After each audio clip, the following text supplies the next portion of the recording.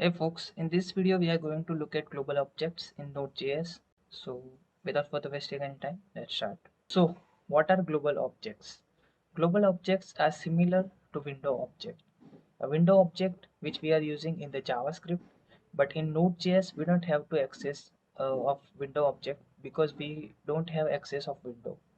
And in Node.js we are going to look at global objects. So from this documentation, you can see Node.js global objects are global in nature and they are available in all modules. We do not need to include these objects in our application. Rather, we can use them directly. These objects are module, function, strings, and object itself as explained below. So let's look at first global object, which is underscore underscore file name. So let's run this in our application. So let's remove this and clear this, and let's say console log underscore underscore file name, and let's run. So you can see it will return our whole path of file name. And let's run another global object which is second, and which is dir name, dir name. So let's paste this here and let's run it again, and you can see it can return us only the path of file, and it can return us with the file name. You can see here index.js is mentioned here, and here not index.js is mentioned. Let's look at third window object, which is set timeout. So let's comment this and set timeout. This is syntax of set timeout. I think we already know that what is set timeout, because in the JavaScript session I have already covered set timeout.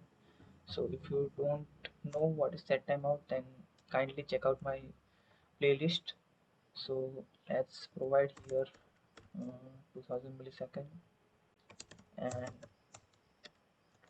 console.log. Let's say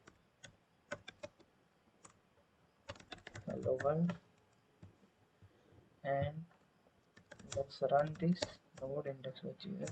After 2 seconds of delay, it will print hello world, and you can see.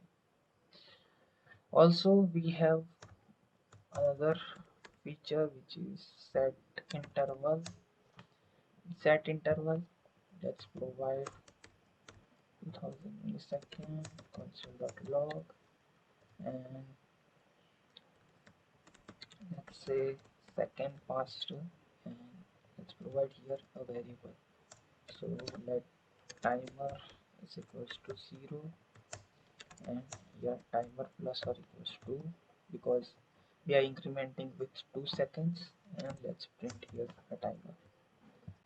Let's run this, and you can see 1 2 3 4 5 6. So after 2 seconds delay, it will run continuously.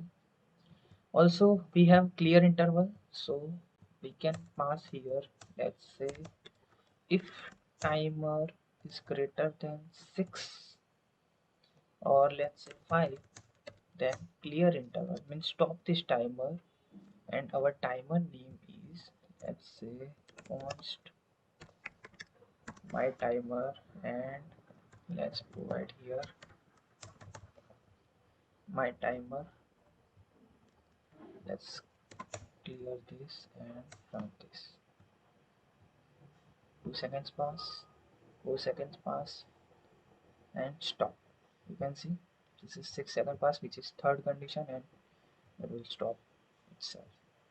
So we are going to look at another global objects in the further videos, but that's it for this video, and thank you for watching. Bye bye.